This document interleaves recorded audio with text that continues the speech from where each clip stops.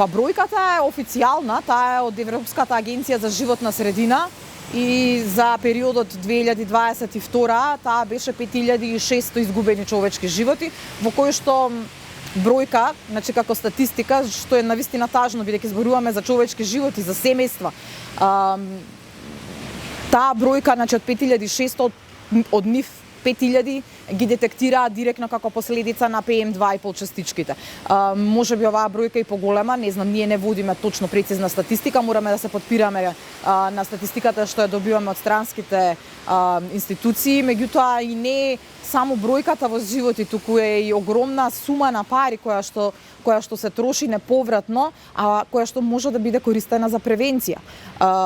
И не се само смртните случаи, бидејќи секоја година се детектираат многу поголем обем на различни болести, респираторни заболувања, проблеми кај новороденчиња, кај мали деца, кај бремени жени, кај возрастните луѓе. Значи тоа е една сериозна статистика што ние како држава би морале да ја следиме, меѓутоа веројатно не знам, повторно сме во она, нели, тоа што не го знаеш не може да те повреди тип на тунел.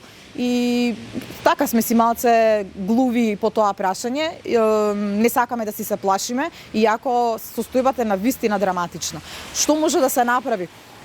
Нема оправдување дека државата не може ништо да направи. Значи, апсолутно нека тргнат прво од своите институции. Значи, од болници кои што се уште се греат на мазут, од студентски домови кои што се уште се греат на мазут. Значи, кај нас се детектира дека домакинствата се големи загадувачи во текот на зимата.